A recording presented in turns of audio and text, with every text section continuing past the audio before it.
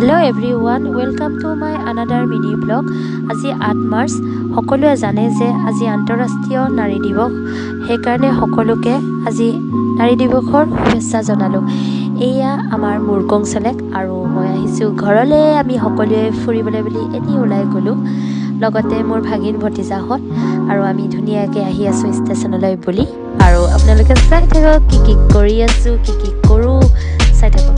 এয়া আমাৰ সৰু সুৰা ষ্টেচনখন দেখুৱাইছো। এতিয়া আমি খাম গৰম গৰম কি জানেনে, এয়া আমি খাইছো ধুনীয়াকৈ, মানে অৰ্ডাৰ দিছো আৰু এতিয়া আহি আছে চব ঘুগুনি চিঙৰা, আৰু যোনে যি খায় তাকে দিবলৈ দিলোঁ। সকলোৱে বেলেগ বেলেগকৈ খাইছে। এয়া মোৰ ঘুগুনি আৰু চিঙৰা, জলকীয়া দিছে, মজা লাগিছে খাই। ঠাণ্ডা বতৰত এনেকৈ খাই বিৰাট ভাল লাগে। লগতে বৰ বোলে মাথা বিষ, এয়া মেডিচিন ল'লোঁ। লৈ মেলি আমি এতিয়া আকৌ ঘৰলৈ বুলি উভতিলোঁ। এয়া ভাগিনহঁতে কিবা কিবি লৈ আছে।